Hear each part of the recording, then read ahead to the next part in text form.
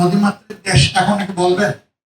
এখন তো নদী নাই, নদীতে এখন হাল চাষ হয়, এখন পাট জন্মায়, ধান জন্মায়। একসময় তো এরকম ছিল না। কেন এটা হল? শুধুই কি ভারতের দোষ? ওখান থেকে পলি নেমে এসে সিলটেটেড হয়ে আমাদের নদীগুলো ভরাট হয়ে মৃত্যুর কুলে ঢলে পড়েছে। এখানে আমাদের সরকার বিহীন তো কোনো সময় দেশটা ছিল না, কেউ না কেউ তো এই দেশ শাসন। তারা তখন কি করছে? আমি একজন রাজনৈতিক কর্মী হিসাবে এটা যখন ভাবি তখন আমি লজ্জিত হই। চোখের সামনে আমরা নিজেদের হত্যা করছি। মানব দেহের মধ্যে একটা হৃদপিণ্ড আছে, তার 4টা চেম্বার আছে। 2টা চেম্বার ফ্রেশ ব্লাড বডিতে পৌঁছায়, আর 2টা চেম্বার পলিউটেড ব্লাডকে লাংসে পাঠাইয়া সেটাকে ফিল্ট্রেশনের ব্যবস্থা। আর এই হার্টকে ঘিরে অসংখ্য আর্টারি এবং ভেইন আছে, ধমনী আছে, শিরা আছে। ভালো ব্লাড সাপ্লাই দিয়ে হার্টটা ড্রেন করে নিয়ে আসে পিউরিফিকেশনের জন্য। আমাদের নদীগুলো তো আমাদের এইরকমই, আমাদের শিরা, আমাদের হার্টের একটা ধমনী যদি ব্লক হয়ে যায় অনেক সময় মানুষ মৃত্যুর কুলে ঢলে।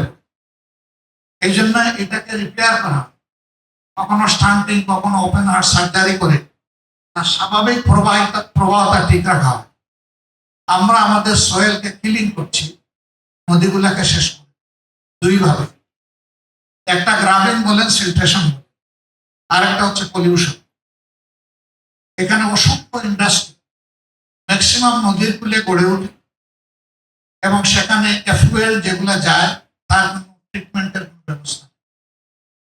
অনেক ইন্ডাস্ট্রি পিটিপির কমপ্লায়েন্সটা তারা মানেন না, না মানার কারণে এই বিষ আমাদের মিঠা পানিকে বিষে পরিণত করে ফেলে।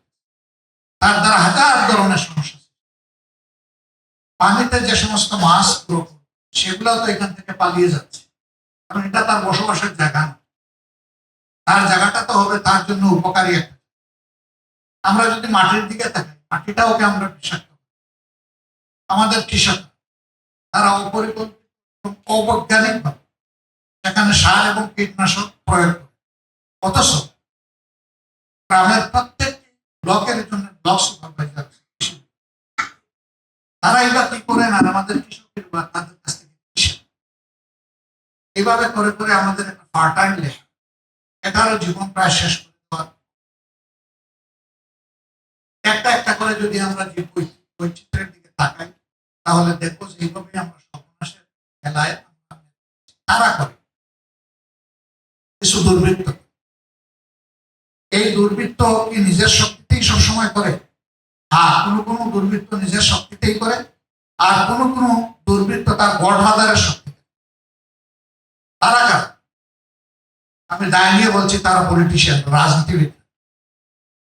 রাজনীতিক আশ্রয় না থাকে কেউ এই ধরনের বড় মাপের কোন অপরাধ করে রক্ষা পাওয়ার কথা। তারা শুধু ক্ষতি করে না, ধ্বংস করে না, তারা শেল্টার পায়।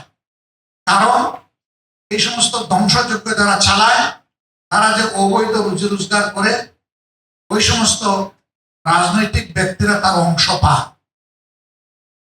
এই জন্য তার কোনো নৈতিক অধিকার থাকে না তাকে শাসন, বরঞ্চ শাসনের হাত যখন তার দিকে আগায় তখন তার ওই দায়বোধের জায়গা থেকে তিনি তাকে প্রোটেকশন। অতএব পলিউশন তো আমার মাটি নয়, পানি নয়, নদী নয়, পলিউশন তো আমাদের মগজে। এই মগজের পলিউশন যত সময় পর্যন্ত দূর না হবে একটা পলিউশন ফ্রি দেশ এবং সোসাইটি আমাদের পক্ষে বিল্ড আপ করা সিম্পলি ইম্পসিবল।